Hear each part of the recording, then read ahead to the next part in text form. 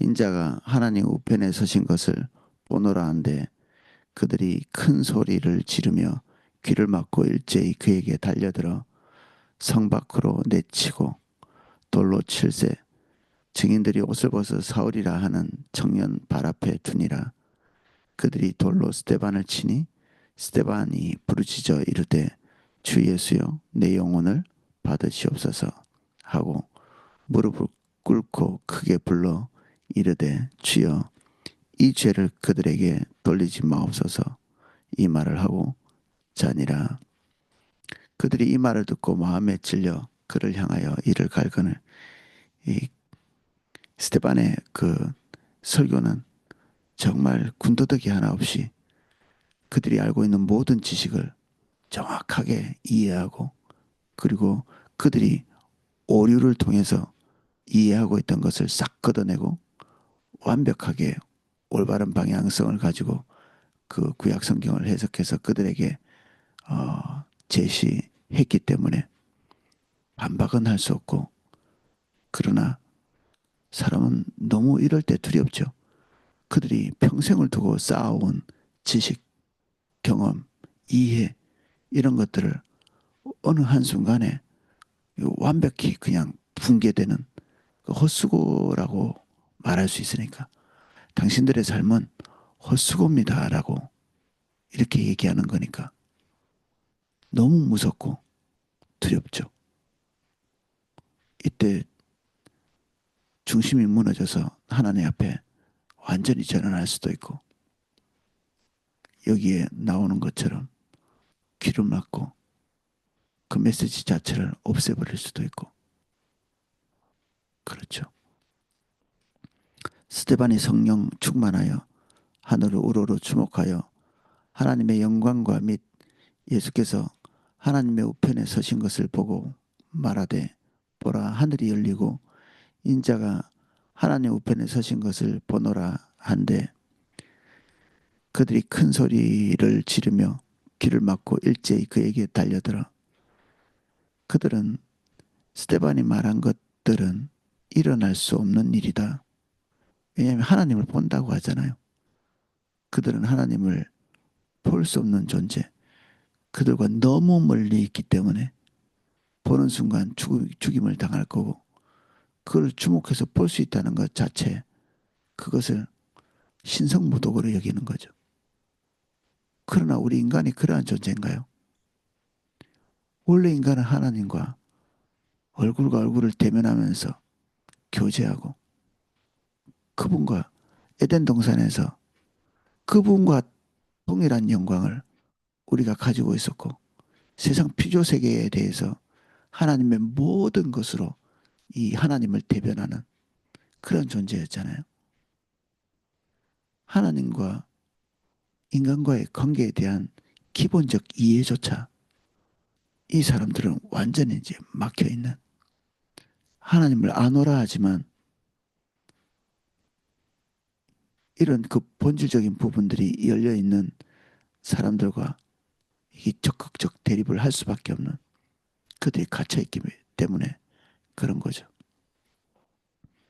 그래서 우리는 어떤 사람이 하나님과의 관계에서 일어나는 일에 대해서 함부로 말하는 것을 두려워해야 할 필요가 있습니다. 어떤 사람은 치명적인 흠집이 있을 수 있거든요. 치명적인 흠집. 아, 저 사람의 도덕성은 왜 저 모양일까? 저 사람은 틀렸어. 그 사람이 가지고 있는 흠집은 누가 보더라도 흠집입니다.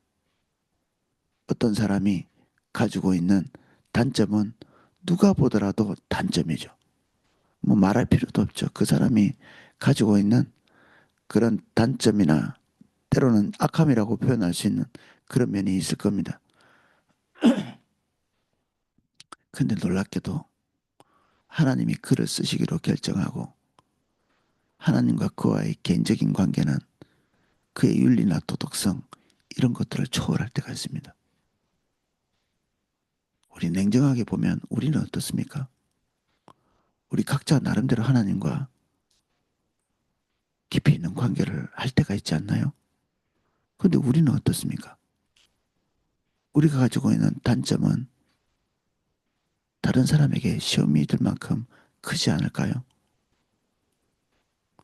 저 자신도 때로는 하나님과 깊이 있는 만남을 이게 하나님의 은혜로 주실 때가 있지만 제 안에 불쑥불쑥 아주 못된 어떤 성향들, 이런 것들, 때로는 하나님이 가려주셔서 안 보일 때도 있죠. 그러나 우리가 때때로는 하나님의 주권 때문에 또는 뭐 내 안에 있는 결핍들 그리고 이 단점들 그리고 악함들은 이미 내 안에 내재되어 있는 것입니다. 이미. 그런데 이런 것들을 하나님이 평소에는 덮어두시죠. 왜냐하면 우리가 서로 이런 것을 보면서 살 수 있는 에너지가 없어요.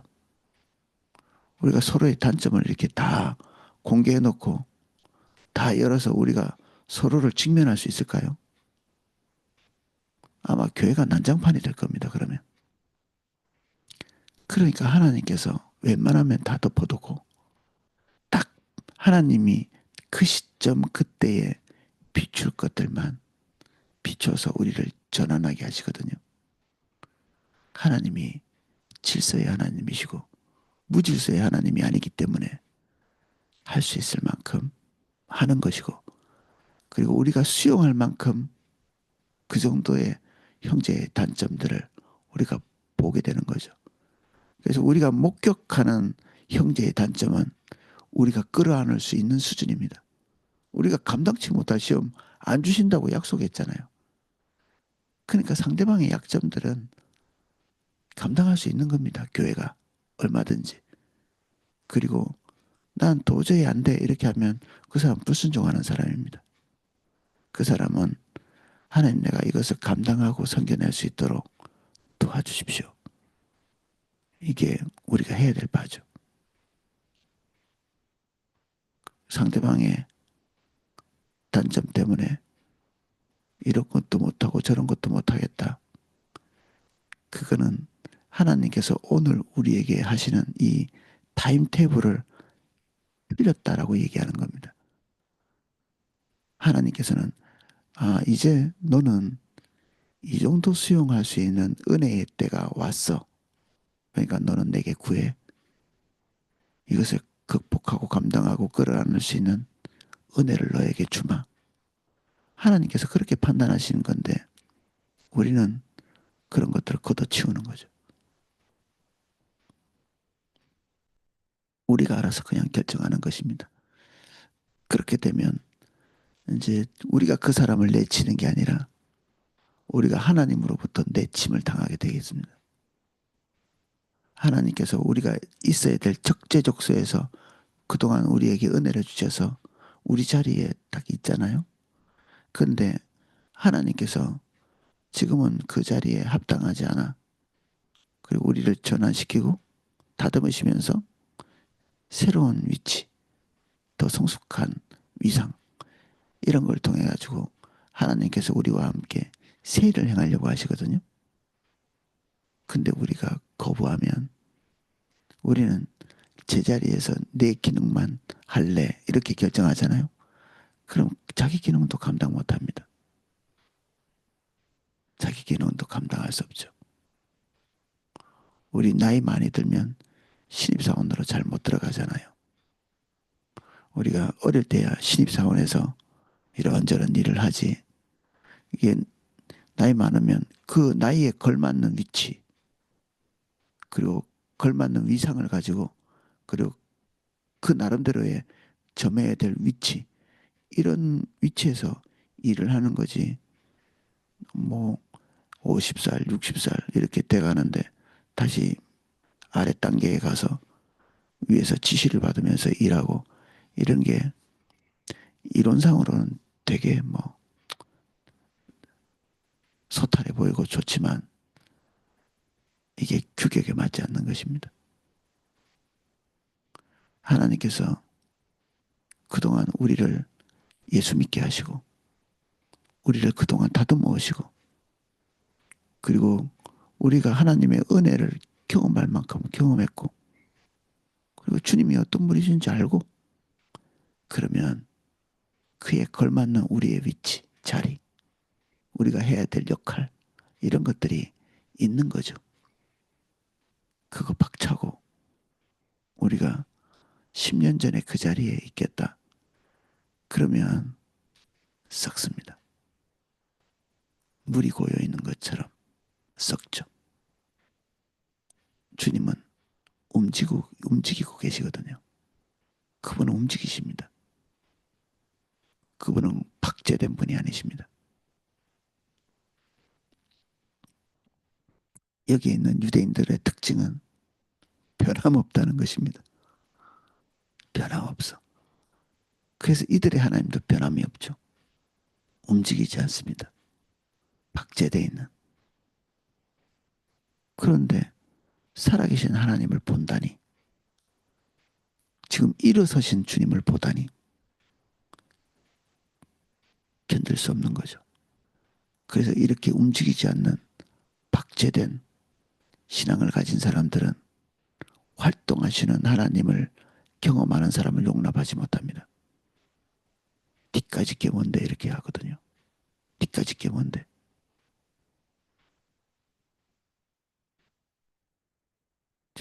군대 있을 때 얘기를 가끔 하는데 하나님께서 내게 오셔서 나를 만나시고 내게 친구가 되신다. 이렇게 얘기했더니 나보다 계급이 높은 사람이 내 입에다가 이 흙덩어리를 집어넣었어요. 이제 그렇게 생각하는 거죠. 그들은 하나님은 너무 높은 곳에 계시고 우리의 위치에 올 수 없는데 니까짓 게 뭔데. 나도 못하는데 니까짓 게 뭔데 이렇게. 우리는 우리가 경험하지 못한 세계 그리고 우리가 범접하지 못하는 그 세계를 다른 사람이 경험할 때 금방 니까짓 게 뭔데 이렇게 할 수 있거든요. 안 그렇습니다. 혹시 누군가가 내가 범접할 수 없는 세계를 경험하고 있다면 두렵고 떨림으로 뒤로 한 발 물러서는 것이 안전하죠. 늘 나와 함께 있는 그에게 하나님께서 찾아오셔서 얼마나 깊이 있게 만나 주실지 알지 못하는 거죠. 그 목사라고 하나님을 더 깊이 보겠습니까? 자기 기능만 하고 있을 뿐이지. 그렇게 되려고 애를 쓰는 거지. 저는 단언컨대 내가 청년 때 주님 본 것이 주님과 함께 있었던 것이 너무 그립거든요. 그때 주님 만나 주신 것이 목사 되고 난 다음에 지금보다 훨씬 더 기뻤다고 제가 단언할 수 있습니다. 대신에 그때 제가 가지고 있었던 미숙함 그리고 다듬어지지 못하는 것들 이런 단점도 뒤섞여 있죠. 이렇게 하나님을 굉장히 깊이 있게 만나면서도 아직도 다듬어지지 못한 상태일 수도 있거든요. 지금은 그럭저럭 뭐 다듬어질 만큼 다듬어지고 미숙한 것들이 좀 그럭저럭 덮어진 상태지만 하나님과의 관계가 그때보다 더 깊고 깨끗하고 더 원숙해졌다. 이렇게 단언하기 어렵습니다. 혹시 그렇다 할지라도 혹시 내가 다듬어져서 훌륭하다 할지라도 청년이 주님을 만나고 있는 그 하나님을 우리가 함부로 무시할 수는 없죠. 우리가 어떤 이에 하나님과의 만남을 무시하는 순간 우리는 하나님이 내 편이 아니라 상대방 편이 되는 것을 경험하게 될 수도 있습니다.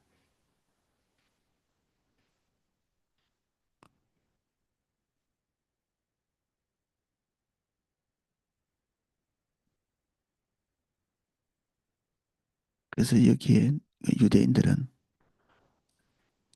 참을 수 없는 분노를 가지고 원래는 유대인들이 사형 제도가 없는 것입니다. 이들이 해서는 안 될 행동이죠. 예수님을 본인들이 직접 십자가에 못 박지 못했잖아요. 사형 제도가 없어서 그렇습니다. 사람들을 선동해서. 이게 굉장히 어려운 일입니다. 사실은 누군가를 죄 없는 사람을 사형시키기 위해서 각고의 노력을 다한 거죠. 그냥 뭔가 잘 몰라서 실수해서 죽인 게 아니라 예수님을 어마어마한 심혈을 기울여서 그건 안 될 일을 그들이 가지고 있는 모든 것을 다 총동원해서 이루어낸 거죠. 그들 입장에서. 통쾌할 수도 있겠죠.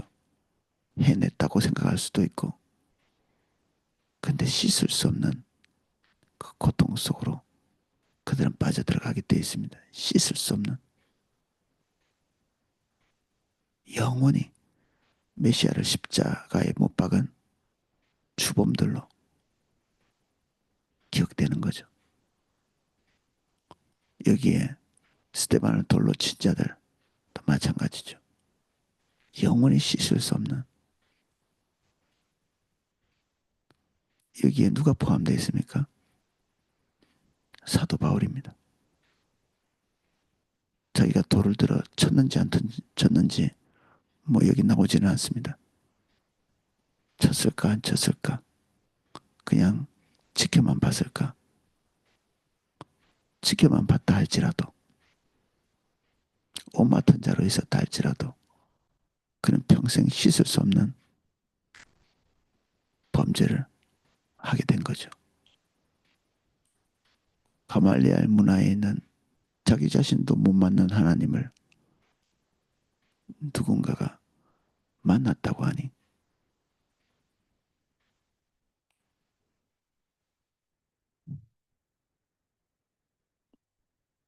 그래서 우리가 사도 바울에 대해서 우리가 다시 한번 재평가해 보자면 사도 바울은 스스로를 죄인 중에 괴수라고 말했거든요.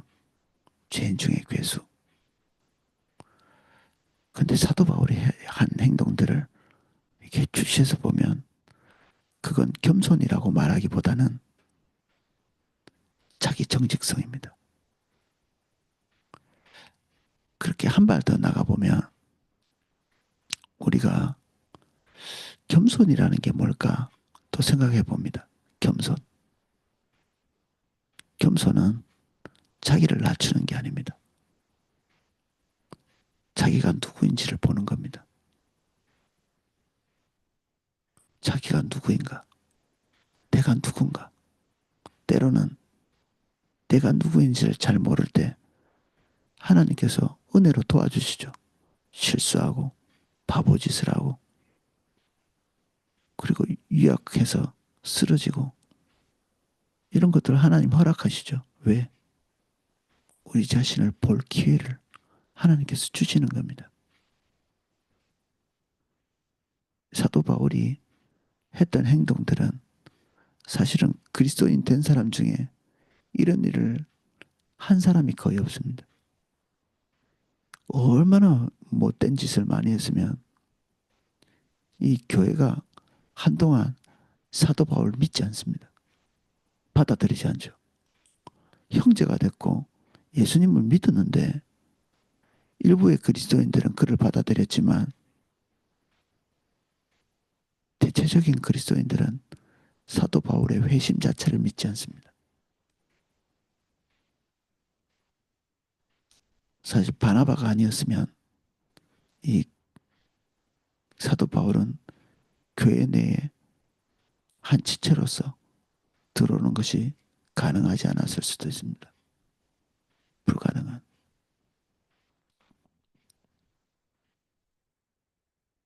은혜가 바울이 바울 되게 한 거죠. 은혜가. 그러면 우리가 바울에 대한 존경심을 저 하늘 꼭대기까지 이렇게 들어올릴 것이 아니라 이 뒤에 계신 성령께서 바울의 인생에 무엇을 하셨는지를 보는 것입니다. 죄인 중에 괴수였던 이 사람을, 그의 인생을 인도하셔서 무엇을 하셨는가? 그러면 우리는 우리 형제에게도, 우리 자매에게도, 그리고 나 자신에게도 뭔가 기대해 볼 만하죠. 나의 낮음, 예, 우리 충분히 인식할 수 있습니다. 그러나 성령님은 어떤 분이십니까? 우리의 주인 되신 예수 그리스도는 어떤 분이십니까? 바울이 바울 되게 하실 수 있죠. 우리도 그 자리에 있을 수 있습니다. 내 연약함 보는 것은 귀한 일이고 감사한 일이고, 근데 하나님이 내 삶을 주도하셔서 그 틀을 깨고 나올 수 있도록 인도하시는 일은 허락하지 않다. 그러면 우리는 고집쟁이일 수도 있습니다. 고집쟁이. 그리고 주님의 주인이 아닙니다. 주님의 인도를 따라가면 내 삶이, 내가 기대한 청사진이, 내가 기대한 내 삶의 계획이 흐트러질 것, 이게 두렵죠. 사실 이런 것이 좀 무서운 사람이 있습니다. 이게 질서, 균형 이런 것들이 너무 중요한 사람들이 있죠. 그리고 그 사람들이 가지고 있는 장점도 있습니다. 근데 그런 것만 가지고 자기 자신을 합당하게 이렇게 여길 수는 없거든요. 우리가 사랑하는 여주봉 목사님이 누구보다도 그런 분이시거든요. 공정함, 규격, 질서 이런 거 엄청나게 좋아하는, 기질적으로. 근데 그분의 삶에는 정말 간담을 서늘케 하는 그런 껑충껑충 뛰어넘고 자기의 자리를 털고 다음 단계로 나가는 그런 모습을 옆에서 볼 수 있거든요. 굉장히 이렇게 도전적인. 근데 그분의 서천적인 스타일 자체가 아닙니다. 주님의 인도를 따라가다 보니 그런 모습들이 드러나는 거죠. 우리 안에는 두 가지의 모습이 항상 공존합니다. 말로 다 할 수 없이 유약하고, 그리고 때로는 다듬어지지 못해서 아주 몹쓸 그런 부분들이 내재하면서도 동시에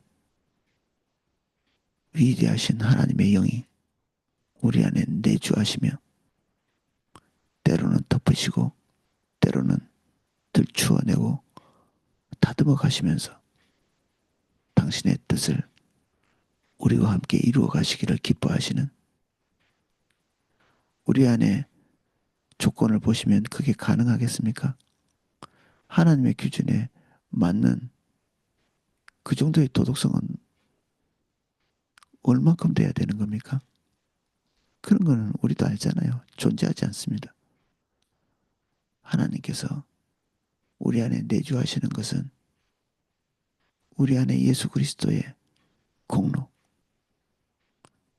우리의 모든 범죄를 이미 십자가에서 다 대속하신 그 대속의 은총, 그것을 우리의 의로, 믿는 것을 우리의 의로 여기셔서 우리와 함께 거주하시는 거잖아요.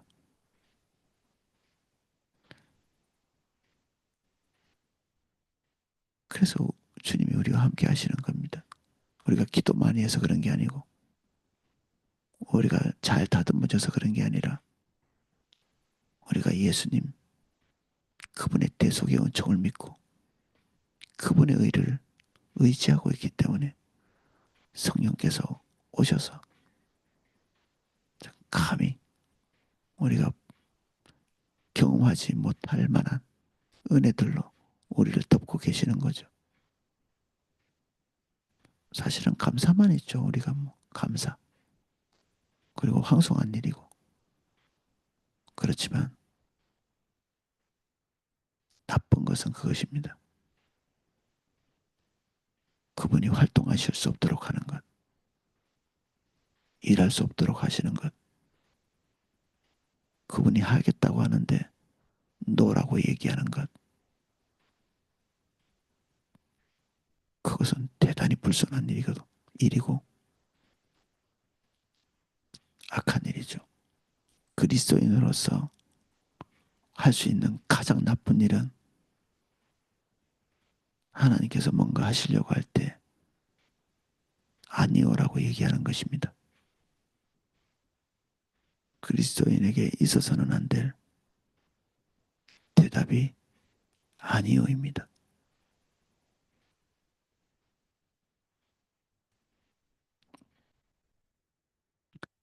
예, 오늘은 여기까지 살펴보겠습니다. 오늘 내일 8장부터 다시 살펴보겠습니다.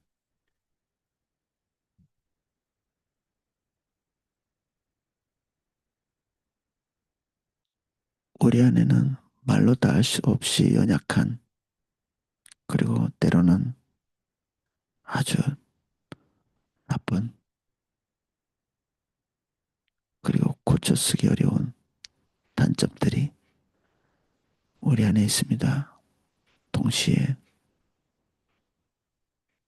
말로 다 할 수 없이 영광스럽고 크시며 위대하신 그리고 역동적인 하나님의 역사에 능력이신 성령께서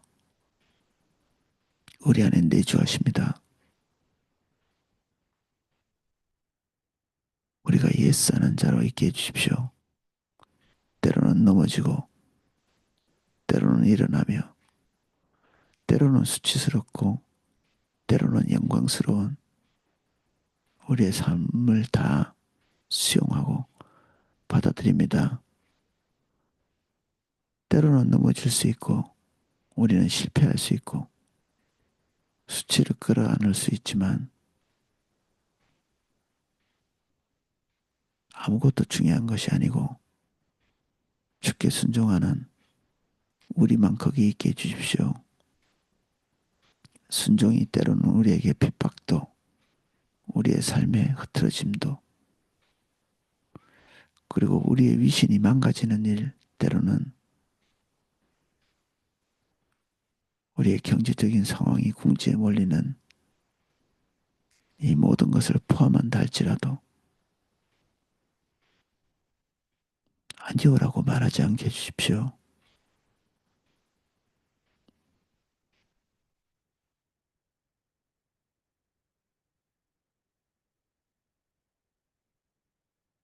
오늘 우리에게 오셔서 역동적으로 일하시고 성령께서 우리의 삶 안에 아무 제약도 받지 않으시기를 원합니다. 주님 우리를 쓰실 수 있는 주권자이십니다. 성령님 마음껏 일하시옵소서.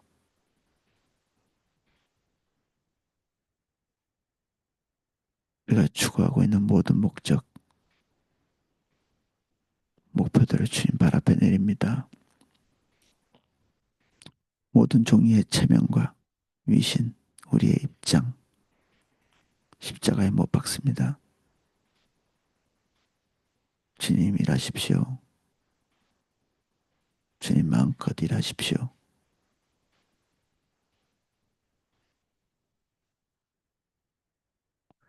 예수님 이름으로 기도합니다.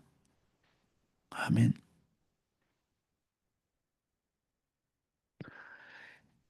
예, 각자 기도하실 수 있도록 음악을 방송해 드리겠습니다.